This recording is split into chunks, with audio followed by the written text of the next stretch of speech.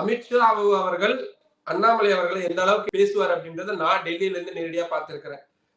ஏன்னா இதுக்கு முன்னாடி இருந்த தமிழிசை சவுந்தரராஜன் மாதிரியான தலைவர்களா இருந்தப்போ நான் இங்க டெல்லியில இருந்தே கவர் பண்ணியிருக்கிறேன். சோ அவங்க வந்தாங்கன்னா கண்டிப்பா கட்சி ஆபீஸுக்கு போவாங்க, நிர்வாகிகளை சந்திப்பாங்க, பத்திரிகையாளர்களா நாங்கெல்லாம் இருக்கிறோம்னா எங்களை எல்லாம் மீட் பண்ணுவாங்க, கண்டிப்பா பிரஸ் மீட் இருக்கும். முக்கியமான எல்லா தலைவர்களையுமே மரியாதை நிமித்தமா சந்திப்பாங்க. ஆனா அண்ணாமலை அவர்களுக்கு அந்த எந்த கட்டுப்பாடுமே கிடையாது. அவர் நேரா ஏர்போர்ட்ல இருந்து வருவாரு. பெரும்பாலும் பெங்களூர் நாடாளுமன்ற உறுப்பினராக இருக்கக்கூடிய தேஜஸ்வி சூர்யா அவருடைய வீட்டுல தான் அவர் தங்குவாரு. எலெக்ஷன் கமிஷன்ல இருந்து ஒரு 4வது வீடு தான் தேஜஸ்வி சூர்யாவுடைய வீடு.